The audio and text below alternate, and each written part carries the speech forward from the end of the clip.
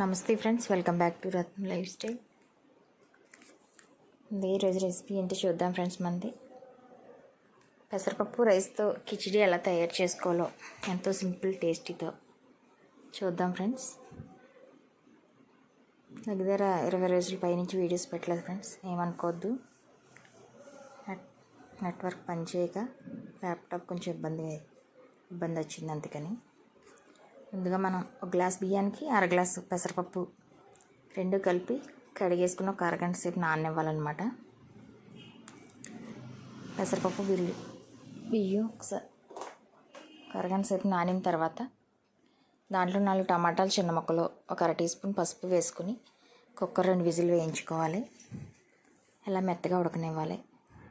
కొంచెం నీళ్ళు తక్కువ వచ్చాయని మళ్ళీ స్టవ్ మీద పెట్టి కొన్ని నీళ్ళు వేసాను అనమాట. నేను టేస్ట్ తగ్గ సాల్టు, కారం కూడా వేసుకుని నేను ఒక గ్లాస్ నీళ్ళు పోసాను అనమాట, గట్టిగా ఉందని. ఒక 10 నిమిషాలు ఉడికిన తర్వాత అప్పుడు తాలింపు పెట్టుకుంటే ఎంతో అదిరిపోయే టేస్ట్తో కిచిడి రెడీ అయిపోతుంది ఫ్రెండ్స్. పిల్లల లంచ్ బాక్స్లో కూడా ఎంతో సులువుగా రెడీ చేసి పెట్టుకోవచ్చు మనం. ఒక స్పూన్ కారం కూడా వేసుకున్నాం.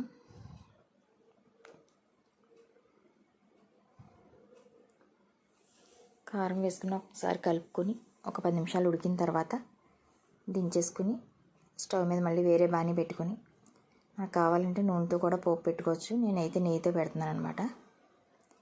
ఒక 2 స్పూన్లు నెయ్యి వేసుకుని నెయ్యి కరిగిన తర్వాత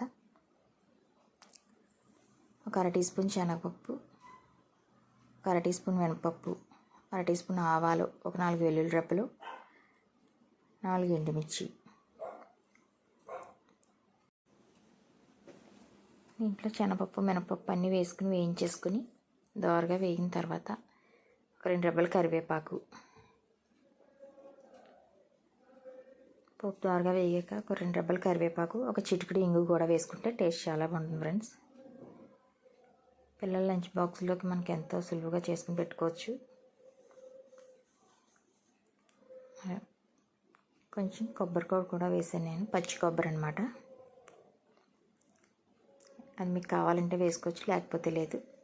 వేసుకుంటే చాలా బాగుంది టేస్ట్ అయితే మటుకు. ఒక అర టీ స్పూన్ మటుకు గరం మసాలా పౌడర్ కూడా వేసాను. అది కూడా మనం ఇష్టమైతే వేసుకోవచ్చు, లేకపోతే అక్కర్లేదు. నేనైతే ఇలా వేసాను. అవన్నీ వేసాక ఒక 10 నిమిషాలు పోపు వేయించుకుని మంట మీడియం ఫ్లేమ్లో పెట్టుకుని వేయించుకుని మనం ముందుగా రెడీ చేసి పక్కన పెట్టుకున్న కిచిడిని దాంట్లో వేసేసుకుని వేడివేడిగా సర్వ్ చేసుకుంటే ఎంతో టేస్టీగా రుచిగా ఉండే పెసరపప్పు కిచిడి రెడీ అయిపోతుంది ఫ్రెండ్స్. మీరు కూడా ట్రై చేసి మీకు ఎలా కుదిరి మాకు కామెంట్ చేయండి. Thank you for watching. Please subscribe my channel.